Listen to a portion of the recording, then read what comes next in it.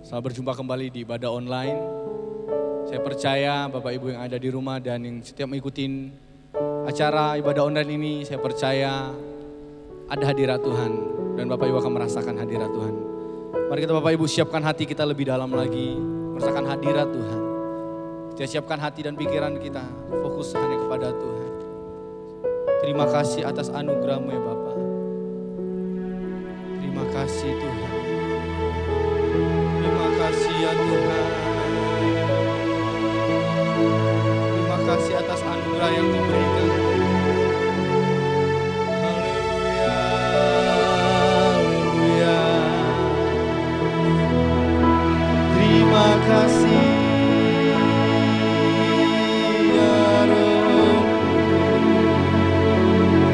Haleluya, haleluya. Terima kasih, terima kasih. Terima kasih ya Tuhan. Kami datang Tuhan ke hadirat-Mu, meminta pertolongan-Mu. Oh haleluya, haleluya. Terima kasih ya Roh. Terima kasih, mengalirlah kuasa-Mu Tuhan. Terima kasih ya Tuhan. Terima kasih Tuhan Yesus. Kerinduanku, amin, datang padamu, Allah mulia mawar selalu ku cinta. Kaulah Rajaku Tuhan dan sahabatku, Kaulah Rajaku dan sahabatku. Amin. Oh,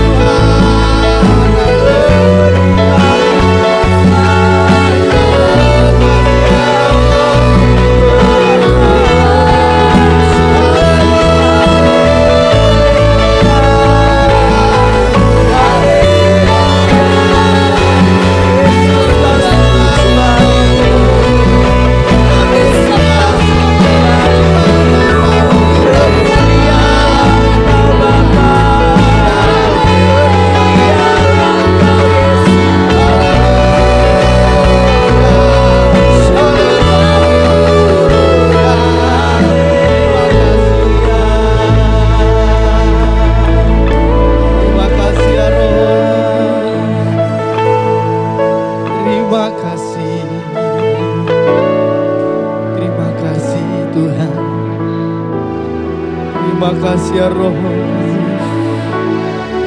Tak tersembunyi kuasa Allah. Oh, yang lain ditolong pasti saya juga. Ini iman kami. Terima kasih, sama-sama kita katakan. Tak tersembunyi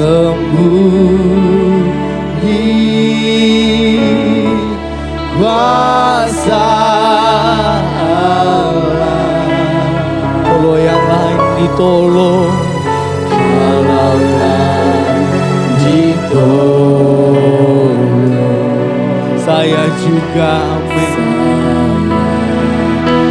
Tangannya terbuka,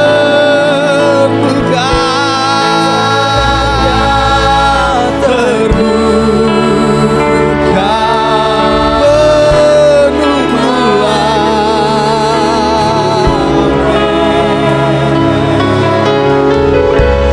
tak tersembunyi. Oh, kuasa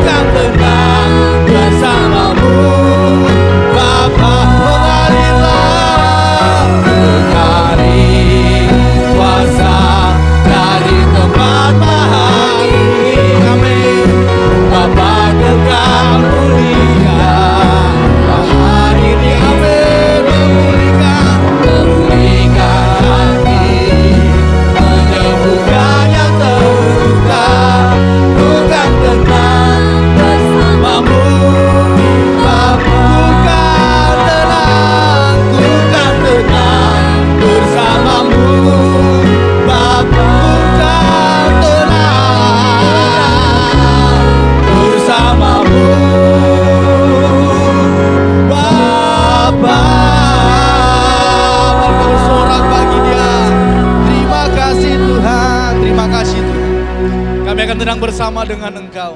Kami akan memulai ibadah kami. Yang siap melompat bagi Tuhan, yang siap bersuka bagi Tuhan. Sama-sama kita katakan haleluya. Amin. Haleluya. Shalom Bapak Ibu, saya percaya Bapak Ibu ada merasakan sukacita yang luar biasa. Amin. Mari kita bangkit berdiri, sama-sama kita katakan Tuhanlah kekuatan dan mazmur kita. Haleluya. Mari tepuk tangan yang meriah bagi Tuhan kita. Dia telah mati dan hidup bagi kita. Mari kita berikan pujian kita bagi Tuhan. Mari bersorak bagi Dia. Haleluya. Tuhanlah kekuatan dan mazmur. Oh, oh, oh. Dia gunung batu dan bersama hanya padamu hatiku percaya. Haleluya.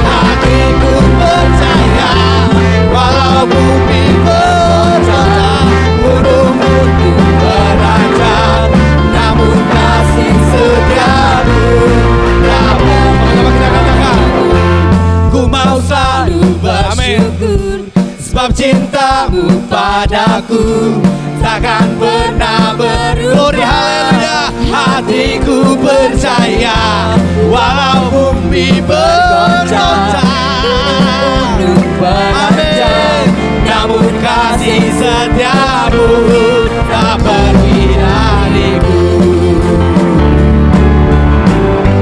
Ku mau selalu bersyukur sebab cinta padaku takkan pernah berubah.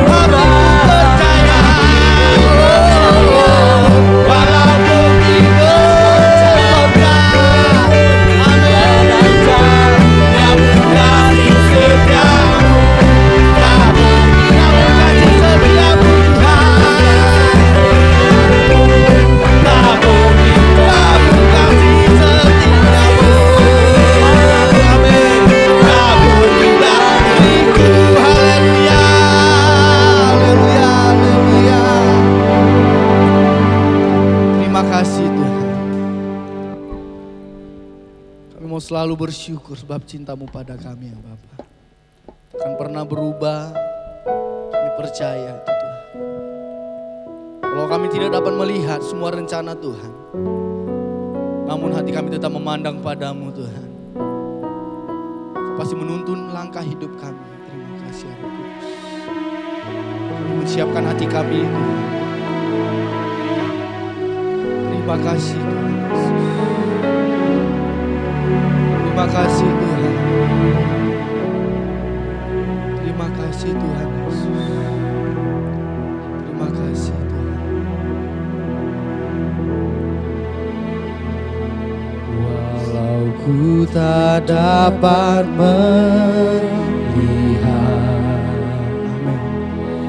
semua rencanamu Tuhan, namun hatiku tetap memandang padamu. Kau tuntun langkahku. Kalau kita dapat berharap atas kenyataan hidup, aku tak dapat berharap atas kenyataan hidupku. Namun hatiku tetap memandang padamu. Kau ada untukku. Mari Bapak Ibu siapkan hati kita untuk mendengarkan firman Tuhan. Ku sadar tak semua dapat aku miliki di dalam hidupku. Hatiku percaya rancanganmu bagiku adalah yang terbaik.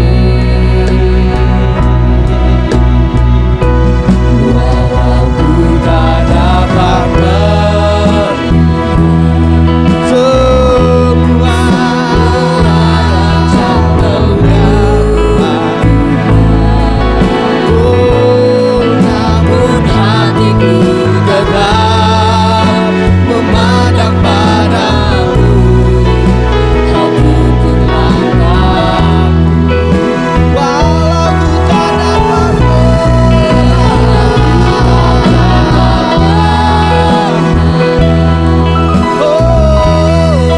atas kenyataan hidupku, namun hatiku tetap memandang padamu. Kau ada untukku. Sama kita katakan, walau ku tak dapat melihat semua rencanamu Tuhan, dapat melihat, glory haleluya, semua rencanamu Tuhan, amin. Namun hatiku tetap memandang padamu. Kau tuntun langkahku. walau ku tak dapat berharap,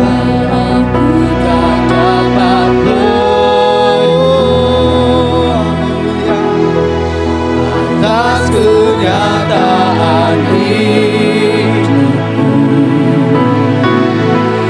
namun hatiku tetap memandang padamu. Kau ada untukku, namun hatiku tetap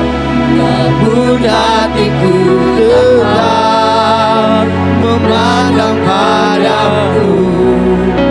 Kau ada untukku, namun hatiku tetap amin, memandang padamu. Kau ada untukku. Kami bersyukur Tuhan buat kebaikan-Mu dalam setiap hidup kami. Kami tahu Tuhan kalau kami boleh ada sampai hari ini, itu semua karena cinta kasih-Mu Tuhan yang selalu nyata dalam buat hidup kami. Bapa, sebentar lagi kami akan mendengarkan firman-Mu. Biarlah lewat firman-Mu Tuhan kami boleh menjadi orang yang lebih baik lagi Tuhan. Dan kami semakin mengerti Tuhan apa mau Tuhan dalam setiap hidup kami. Terima kasih Tuhan, terima kasih Roh Kudus, kami sudah berdoa. Yang percaya katakan amin. Amin. Shalom, selamat pagi Bapak Ibu Saudara yang terkasih dalam Tuhan. Puji Tuhan, hari ini kita akan sama-sama lagi belajar dari kebenaran firman Tuhan. Yang mana firman Tuhan hari ini masih berkaitan dengan topik Paskah. Tema firman Tuhan hari ini adalah ketika keraguan menghampiri. Nah Bapak Ibu Saudara, keraguan berasal dari kata dasar ragu yang artinya dalam keadaan tidak tetap hati, dalam keadaan bimbang, bingung, dan kurang percaya. Dan setiap manusia ada sisi keraguan di dalam hidupnya. Kita sering mendengar bahwa perjalanan hidup manusia itu penuh misteri. Ya, kita tidak tahu apa yang akan terjadi ke depannya atau beberapa menit ke depannya. Nah, jadi Bapak Ibu, seolah-olah segala sesuatu itu dimulai dari ketidaktahuan dan keraguan. Oleh karena kita semuanya itu tidak mungkin bisa memahami segala sesuatu itu dengan secara pasti atau dengan secara mendalam. Bahkan ketika kita ingin tahu sesuatu, apalagi hal itu baru buat kita, maka pasti pada awalnya kita akan masuk dalam tahap keraguan. Nah Bapak Ibu Saudara, salah satu fenomena di masa pandemik ini yang meningkat adalah shopping online ya, atau berbelanja secara online. YLKI atau Yayasan Konsumen Indonesia pada bulan Januari mengungkapkan bahwa selama pandemik ini berlangsung, belanja online itu meningkat drastis sebanyak 25% sampai 30%.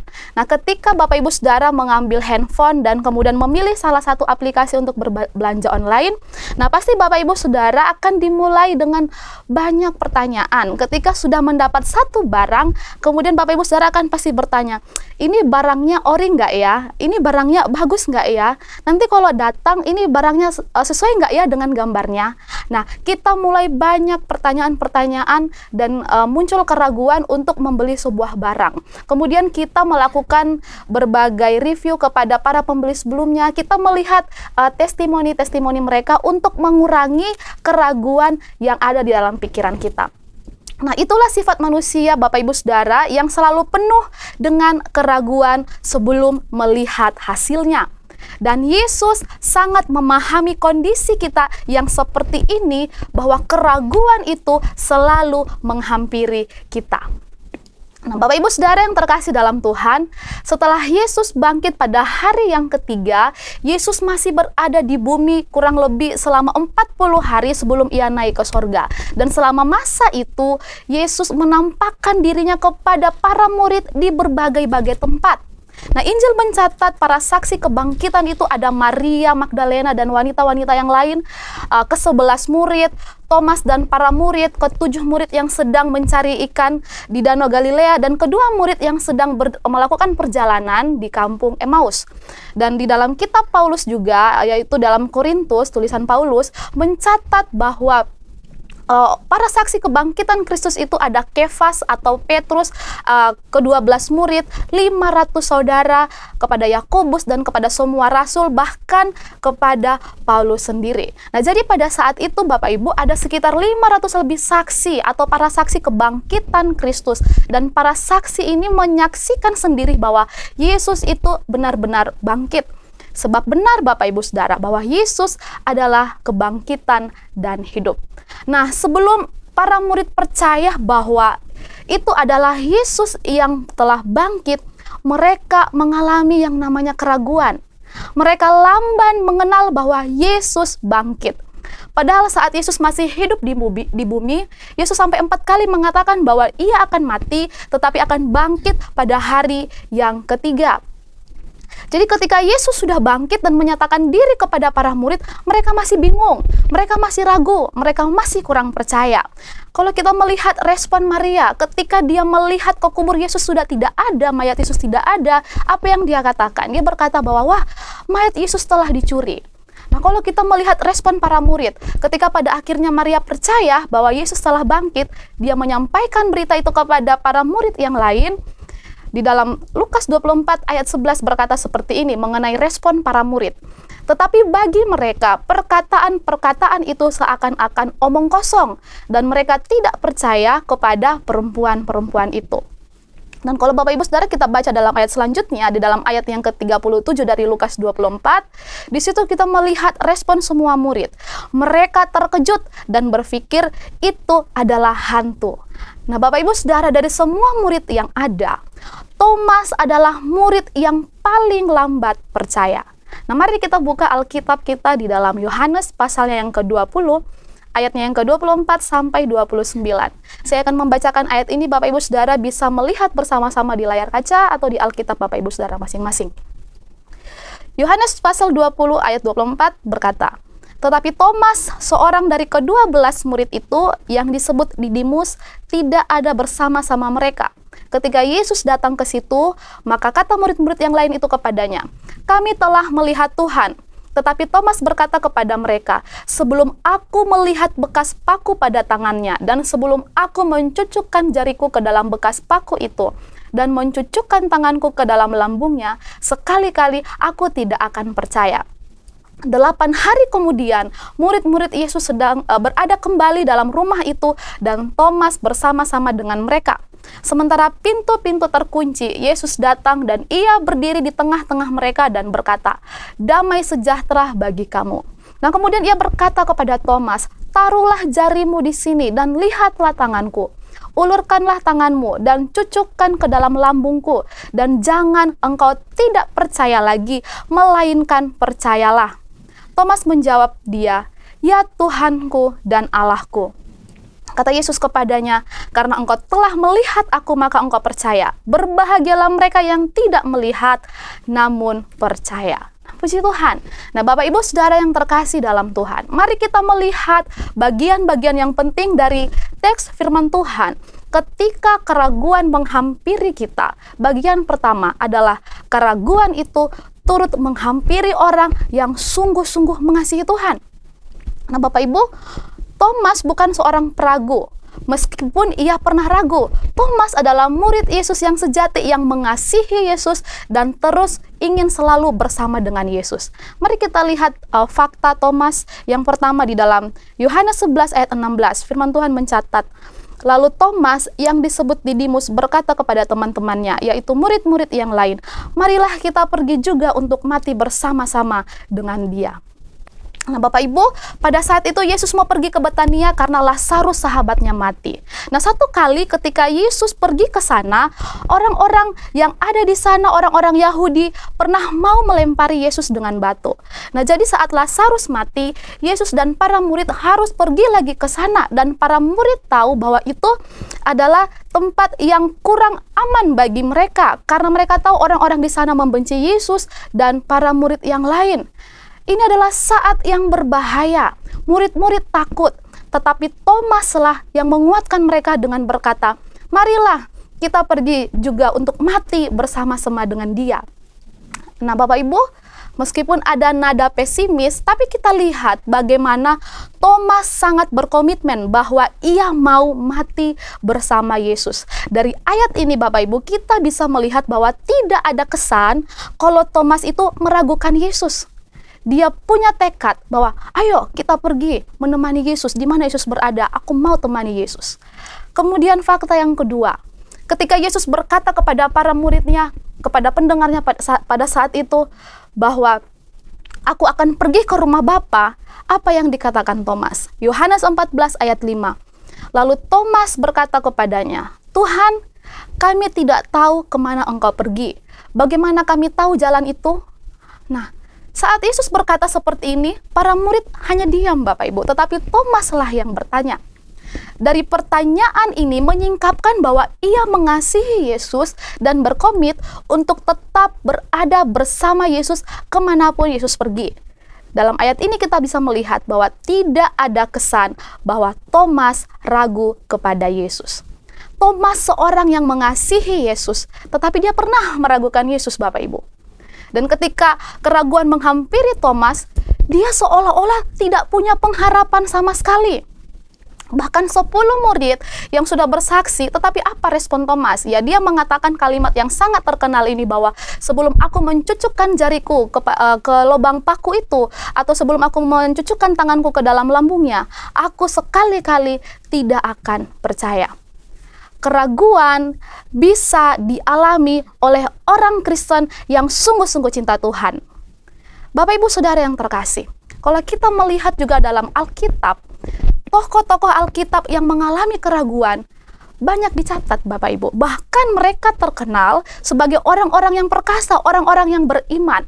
Mari kita lihat contoh yang pertama. Yang pertama, Abraham. Abraham yang disebut sebagai bapak orang beriman pernah meragukan Allah. Tercatat dalam Kejadian 15 ayat 8. Saat Allah berjanji akan memberikan tanah Kanaan kepadanya, apa jawab Abraham? Ya Tuhan, bagaimana aku tahu bahwa aku akan memilikinya?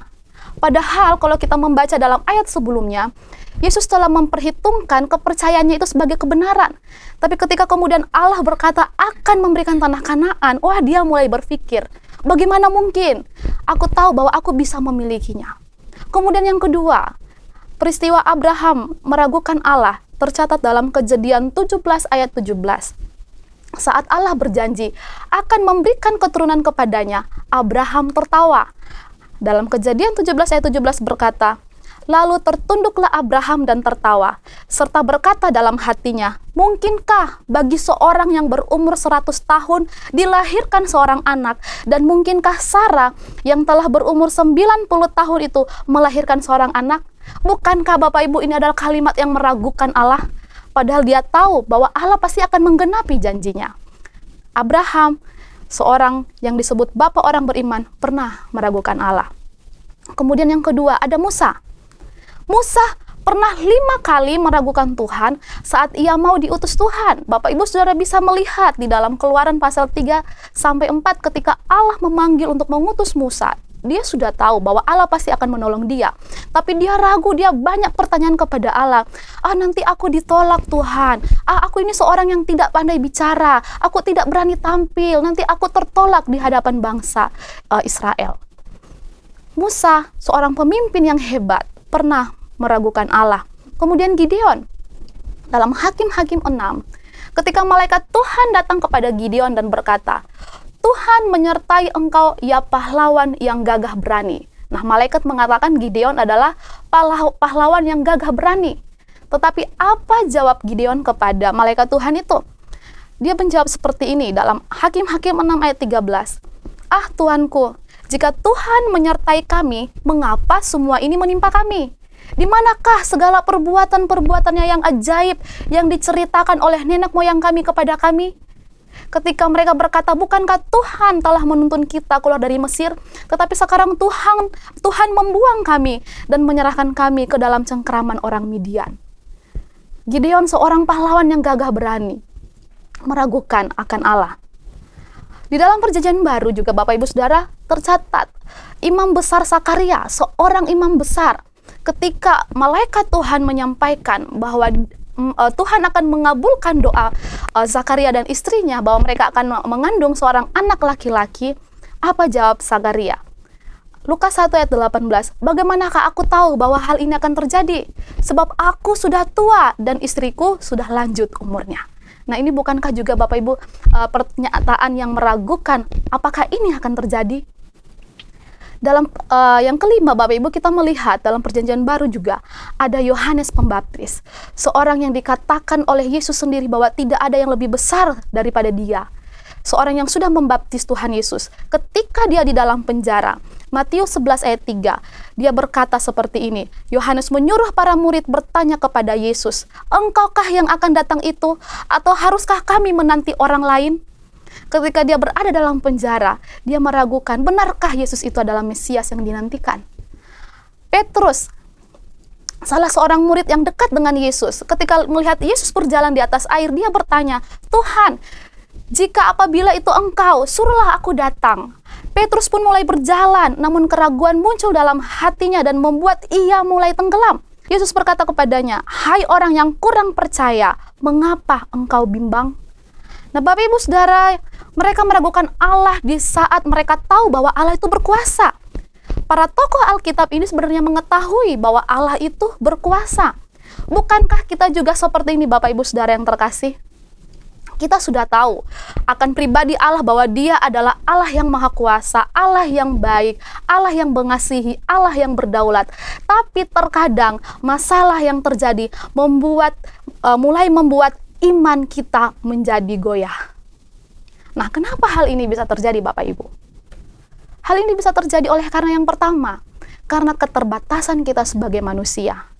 Kalau kita belajar dari semua tokoh-tokoh Alkitab yang sudah saya sebutkan tadi, maka kita akan melihat bahwa keraguan kita muncul oleh karena apa yang kita percayai sepertinya tidak masuk akal. Nah, seperti Abraham dan Zakaria, benar nggak sih ini Tuhan? Di usia saya yang tua ini saya akan punya anak, memakai logika manusia. Pekerjaan Tuhan Bapak Ibu tidak bisa diukur dengan logika kita. Pekerjaan Tuhan itu melampaui logika berpikir kita. Nah, kalau kita menggunakan logika, maka itu akan membuat kita meragukan benar nggak Tuhan itu adalah Allah yang sanggup menolong. Kemudian yang kedua, kenapa keraguan itu bisa terjadi? Oleh karena kita menggunakan kacamata jasmani. Melihat realita yang tidak sesuai ekspektasi, melihat kenyataan yang tidak sesuai dengan harapan. Nah, kemudian kita menggunakan kacamata jasmani yang mengharapkan hal-hal yang harus terjadi itu harus sesuai dengan apa yang saya harapkan. Dan kenyataannya Bapak Ibu, yang terjadi tidak sesuai dengan apa yang kita harapkan. Nah, ketika hal itu tidak tercapai, disitulah kita mulai meragukan Tuhan. Seperti Gideon, seperti Yohanes. Ketika dalam penjara, si Yohanes berkata, engkaukah itu yang akan datang ataukah haruskah saya menanti orang lain lagi? Nah, Bapak Ibu Saudara, dengan menggunakan kacamata jasmani, itu akan membuat keraguan terus ada di dalam diri kita. Kemudian yang ketiga, kenapa keraguan itu bisa terjadi ke dalam hidup kita, orang percaya?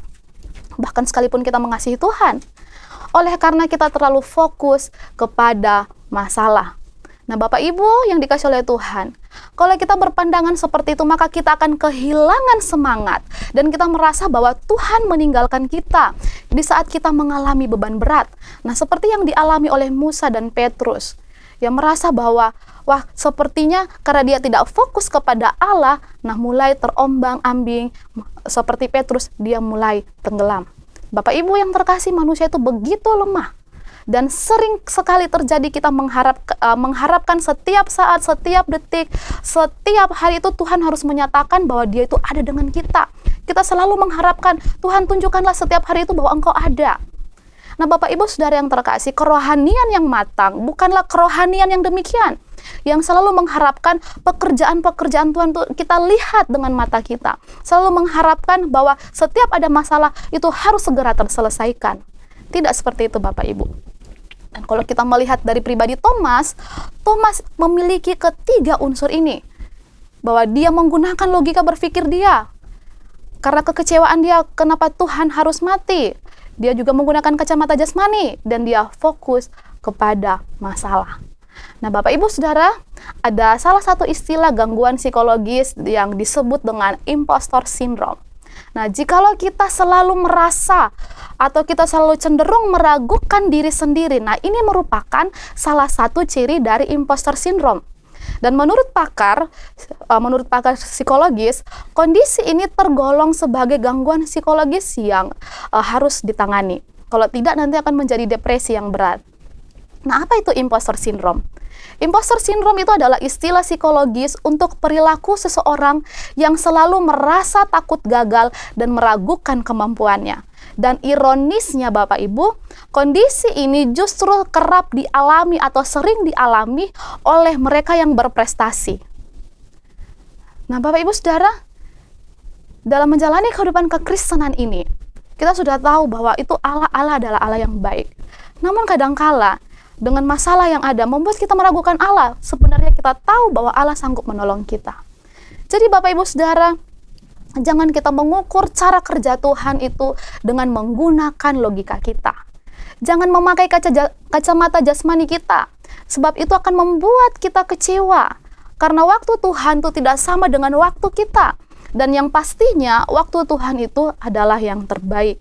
Dan jangan kita fokus kepada masalah, karena itu akan mempengaruhi pola pikir kita dan akhirnya kita mempertanyakan keberadaan Tuhan. Nah Bapak Ibu Saudara, seperti poin yang pertama ini, bahwa keraguan itu turut menghampiri orang yang sungguh-sungguh mengasihi Tuhan. Jadi ketika kita sudah mengasihi Tuhan Bapak Ibu, keraguan itu bisa menghampiri. Tetapi kita sudah tahu sikap apa yang harus kita ambil. Sikap apa yang harus kita ambil? Nah, bagian kedua yang penting dari teks firman Tuhan ketika keraguan menghampiri kita adalah janganlah engkau tidak percaya lagi, melainkan percayalah. Janganlah engkau tidak percaya lagi, melainkan percayalah. Alkitab berkata bahwa orang yang ragu itu sama dengan gelombang laut yang diombang-ambingkan kian kemari oleh angin. Ya, hidup yang ragu-ragu itu tidak akan mendapat apa-apa Bapak Ibu. Tidak akan bahagia, hanya akan buang-buang waktu saja. Nah Bapak Ibu, waktu Yesus pertama kali menjumpai Thomas, ruangan itu tertutup. Tapi Yesus bisa masuk. Ya, hal ini membuktikan bahwa kuasa kebangkitan Yesus yang tidak lagi dibatasi oleh ruang dan waktu. Nah, tapi Yesus membiarkan Thomas dalam keraguan-raguannya selama 8 hari. Nah, kenapa Yesus tidak segera muncul ketika Thomas bilang tidak percaya? Kenapa malamnya ketika Thomas seorang diri, Tuhan tidak datang dan berkata, Thomas, ini aku. Kenapa besoknya dan hari ketiga dan seterusnya Yesus tidak muncul? Yesus menunggu sampai 8 hari. Nah, ada apa dengan angka 8 Bapak Ibu? Jawabannya tidak ada apa-apa. Ya, tidak ada apa-apa dengan angka 8. Nah, bisa jadi Tuhan membiarkan Thomas selama 1 minggu untuk memberi kesempatan kepada Thomas untuk bertobat dari ketidakpercayaannya terhadap kebangkitan Yesus yang merupakan inti iman kekristenan. Tapi dia tetap tidak bertobat, dia tinggal dalam keraguan, dia masih belum menerima kenyataan bahwa Yesus yang dia kasihi harus mati dengan cara yang penuh dengan penderitaan. Mata rohaninya tertutup, meskipun 10 murid sudah memberikan kesaksian kebangkitan Yesus, bahkan sebenarnya dia sendiri turut menjadi saksi ketika Yesus membangkitkan Lazarus. Berarti ketika Yesus bangkit itu bukan hal yang mustahil seharusnya. Oleh karena dia sendiri melihat bahwa Yesus telah membangkitkan Lazarus. Dan pada saat itu, pada waktu yang tepat, Yesus datang dan berkata, janganlah engkau tidak percaya lagi, melainkan percayalah. Bapak Ibu Saudara, kita yang orang Kristen sejati ini, dikatakan Kristen sejati, firman Tuhan hari ini berkata, janganlah engkau tidak percaya lagi. Yesus berkata kepada orang yang tidak mengenal Tuhan, tetapi berkata kepada muridnya sendiri yang sudah mengenal dia, jangan engkau tidak percaya lagi, melainkan percayalah. Dan pada akhirnya Thomas memutuskan untuk percaya dan berkata, ya Tuhanku dan Allahku.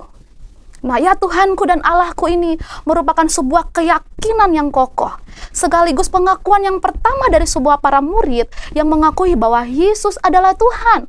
Pada waktu itu Bapak Ibu Saudara, pengakuan ini hanya ditujukan kepada kaisar, tetapi Thomas dengan suara yang lantang berkata, ya Tuhanku dan Allahku. Nah, Bapak Ibu yang terkasih oleh Tuhan, keraguan yang terus-menerus akan meruntuhkan iman kita dan akhirnya membuat kita jatuh ke dalam dosa. Tetapi ketika kita memilih menjadi percaya, maka kita akan diubahkan, kita akan dipulihkan, kita akan mengalami lawatan Tuhan, sehingga kita berkata, "Ya Tuhanku dan Allahku." Dan pada akhirnya Bapak Ibu, kalau kita melihat catatan sejarah, kemudian mencatat Thomas menjadi misionaris pionis di Persia dan India. Dia menjadi martir dengan cara dihujam dengan tombak. Nah, kita melihat tanpa keraguan dia melayani Tuhan sampai akhir hidupnya. Ketika dia memilih untuk percaya kepada Tuhan. Bapak Ibu Saudara yang terkasih, ada seorang yang bernama C.S. Lewis. Dia adalah seorang yang dikenal sebagai orang yang cerdas, penulis yang dikagumi, kritikus sastra, dan seorang apologet Kristen. Dia lahir dari keluarga Kristen yang pada masa mudanya dia sempat meninggalkan Tuhan dan kemudian dia menjadi ateis. Dia meragukan akan Allah yang katanya baik. Dia meragukan Allah yang katanya itu penuh kuasa dan penuh kasih. Ia kemudian melontarkan pertanyaan-pertanyaan keraguannya. Kalau Allah benar-benar baik dan maha kuasa, mengapa begitu banyak dari makhluk ciptaannya yang tidak gembira? Bukankah ia maha pengasih? Mengapa manusia masih selalu terlibat dalam perang dan saling membunuh? Nah, pertanyaan-pertanyaan seperti itulah yang membuat dia menjadi tidak percaya lagi kepada Tuhan. Tapi satu kali, ketika percakapannya dengan sahabatnya Tolkien, dan ketika dia membaca buku Chesterton, itu kemudian memberikan jawaban dan bukti kebenaran iman Kristen. Nah, ia kemudian berkata kepada Tolkien, "Aku menyerah, aku mengaku Tuhan adalah Allah." Lewis yang dari meragukan Allah, dia memilih untuk percaya, mengaku bahwa Tuhan adalah Allah. Dan apa yang terjadi Bapak Ibu? Dia kemudian menjadi pembela iman terbesar, ya, pembela iman Kristen terbesar pada abad 20. Dan pada masa Perang Dunia Kedua, Lewis tampil sebagai pengisi acara rohani di radio dan kemudian dikenal sebagai rasul bagi kaum skeptis. Nah, Bapak Ibu Saudara, kalau kita memilih untuk benar-benar percaya kepada Tuhan, maka Tuhan akan mengubahkan hidup kita dan iman kita akan semakin ditambahkan. Di awal pandemik banyak terjadi orang-orang yang mempertanyakan keberadaan Tuhan. Orang-orang bertanya, kalau memang Tuhan itu Allah yang baik, mengapa pandemik ini masih belum berlalu? Atau pertanyaan mungkin yang lebih personal kita ya kepada Tuhan. Kalau Tuhan baik, kenapa sakit saya tidak pernah sembuh-sembuh? Kalau Tuhan baik, kenapa keluarga saya hancur? Kalau Tuhan baik, kenapa saya harus mengalami kekerasan dalam rumah tangga? Kalau Tuhan baik, kenapa saya harus gagal? Kalau Tuhan baik, kenapa saya harus dicerca? Kenapa saya harus dihina? Kenapa saya harus dikucilkan dan dibuang? Dan berbagai pertanyaan lain yang membuat kita meragukan Tuhan, kita lontarkan kepada Tuhan. Tetapi Bapak Ibu Saudara, melalui firman Tuhan hari ini, apapun keraguan kita, tetaplah datang kepada Tuhan. Walaupun iman kita saat ini masih kecil, datang kepada Tuhan dan berkata, "Tuhan, tolonglah aku, tambahkanlah imanku untuk tetap melihat dan percaya bahwa Engkau tetap Allah yang berkuasa dalam hidupku." Bapak Ibu Saudara, Dia Allah yang penuh belas kasihan. Dia pasti akan bertindak. Dia pasti akan menjawab keraguan saya dan Bapak Ibu Saudara. Kalau Allah bertindak menjawab keraguan Musa, menjawab keraguan Abraham, menjawab keraguan Thomas, menjawab keraguan C.S. Lewis, Dia juga pasti akan bertindak untuk menjawab keraguan saya dan Bapak Ibu Saudara. Yesus berkata bahwa berbahagialah mereka yang tidak melihat namun percaya. Nah, dari pernyataan ini Bapak Ibu, Tuhan Yesus, kita bisa melihat dari pernyataan Tuhan Yesus dapat ada dua level atau dua tingkat tentang percaya. Yang pertama, percaya setelah melihat. Yang kedua adalah percaya walaupun belum melihat. Nah, mari kita menjadi tipe kedua ini. Karena walaupun belum melihat namun percaya, ini merupakan ciri khas kehidupan orang percaya yang dewasa di dalam Tuhan. Walaupun kita belum melihat hasilnya, Walaupun kita belum melihat jawabannya, tetapi percayalah bahwa Tuhan pasti akan menolong. Berdoa kepada Tuhan untuk terus menambahkan iman, untuk percaya bahwa Tuhan akan menolong kita.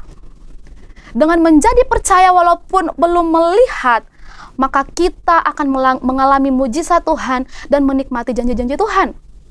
Mari Bapak Ibu Saudara, sekali lagi ketika keraguan menghampiri kita, jangan kita mengukur cara kerja Tuhan menggunakan logika kita. Jangan memakai kacamata jasmani kita, sebab itu akan membuat kita kecewa. Dan jangan fokus kepada masalah kita, karena itu akan mempengaruhi pola pikir kita dan akhirnya kita mempertanyakan keberadaan Tuhan. Tetapi mari percayalah walaupun kita belum melihat. Percaya penuh tanpa keraguan. Datang ke kaki Tuhan dan kita berdoa kepada Tuhan untuk menolong kita ketika banyak pertanyaan-pertanyaan sulit yang muncul dalam hidup kita. Dengan demikian Bapak Ibu Saudara, kita akan merasa bahwa Tuhan tidak pernah meninggalkan kita. Puji Tuhan, Bapak Ibu, bahwa Tuhan kita Allah yang hidup, Dia sudah bangkit, Dia menang atas maut, dan kebangkitannya itu, kuasa kebangkitannya itu juga pasti akan menjadi bagian kita ketika kita percaya sungguh-sungguh di dalam Tuhan. Puji Tuhan. Demikian firman Tuhan pada pagi hari ini. Tuhan memberkati kita semua. Mari kita tundukkan kepala, kita mau berdoa kepada Tuhan. Bapa di surga, kami bersyukur buat kebaikan dan kasih setia-Mu ya Tuhan. Tuhan tolong kami kalau ada yang saat ini imannya mulai kecil, imannya mulai goyah. Tuhan tambahkan iman kami untuk kami tetap percaya penuh kepada Tuhan. Mampukan kami Tuhan untuk melihat dari kacamata Tuhan, untuk melihat segala sesuatu dari sudut pandang Tuhan. Sehingga ketika kami melakukan hal itu, kami akan semakin bertumbuh dalam Tuhan dan kami percaya bahwa Tuhan tidak pernah meninggalkan kami. Berkati kami Tuhan, berkati seluruh sidang jemaat-Mu dimanapun berada. Tuhan akan menolong, terus menguatkan kami di saat kami mulai ragu. Terima kasih Tuhan Yesus, pada kesempatan ini juga ya Tuhan kami terus berdoa buat bangsa kami. Kami membawa doa-doa kami pada pagi hari ini ke dalam tangan-Mu ya Tuhan. Kami berdoa buat bangsa kami, buat pemimpin-pemimpin bangsa kami, kiranya Tuhan memberikan hikmat, memberikan kemampuan untuk mengatasi segala situasi yang terjadi dalam bangsa kami. Khususnya saat ini Tuhan terjadi bencana alam, kiranya Tuhan akan menolong pemerintah untuk dapat bekerja dengan baik, untuk menangani situasi yang terjadi saat ini, dan juga buat saudara-saudara kami yang ada di NTT yang mengalami bencana alam. Tuhan hiburkan mereka, Tuhan kuatkan mereka, biarlah pertolongan Tuhan nyata atas hidup mereka. Mungkin saat ini mereka meragukan Tuhan, tetapi Tuhan Engkau datang berbicara dalam hati mereka, menguatkan iman percaya mereka bahwa Tuhan sekali-kali tidak pernah meninggalkan mereka. Tuhan berkati setiap para tim SAR juga yang bekerja untuk yang masih mencari para korban. Kiranya Tuhan akan menolong, memberikan kekuatan. Terima kasih Tuhan Yesus. Kami juga berdoa ya Tuhan buat vaksin yang saat ini sudah disalurkan kepada masyarakat Indonesia. Biarlah Tuhan juga Engkau bekerja melalui vaksin yang ada. Tuhan juga bekerja melalui para dokter yang menangani. Tuhan bekerja melalui setiap pemerintah kami. Tuhan, kami berdoa juga buat seluruh sidang jemaat-Mu. Biarlah Tuhan akan terus tambahkan iman mereka untuk mereka kuat dalam Tuhan. Mungkin saat ini ada mengalami masalah yang begitu berat. Tuhan kuatkan, Tuhan ingatkan bahwa kuasa dan kasih-Mu tidak pernah berubah. Engkau sanggup untuk melakukan perkara yang ajaib. Tuhan yang saat ini bergumul dalam pekerjaan, kiranya Tuhan akan memberkati, membuka jalan dan memberikan pekerjaan. Mungkin saat ini ada yang bergumul dengan sakit penyakit, kiranya juga Tuhan akan menolong, menjamah mereka, menyatakan mujizat kesembuhan dalam kehidupan mereka. Mungkin saat ini yang bergumul dengan biaya-biaya hidup, Tuhan, Engkau Allah yang sanggup mencukupkan segala kebutuhan kami. Terima kasih Tuhan Yesus, terima kasih Bapa yang baik. Kami menyerahkan seluruh doa-doa syafaat kami ke dalam tangan Tuhan. Biarlah Engkau yang bekerja melalui setiap pergumulan hidup kami. Mari Bapak Ibu Saudara, angkatlah kedua tangan-Mu dan terimalah berkat Tuhan. Tuhan memberkati engkau dan melindungi engkau. Tuhan menyinari engkau dengan wajah-Nya dan memberi engkau kasih karunia. Tuhan menghadapkan wajah-Nya kepadamu dan memberi engkau damai sejahtera.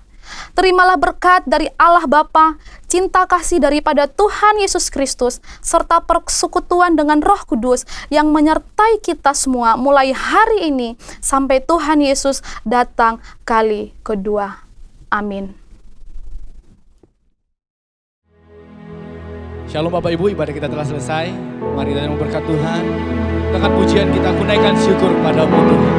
Terima kasih Tuhan atas ibadah hari ini Tuhan. Kunaikan syukur.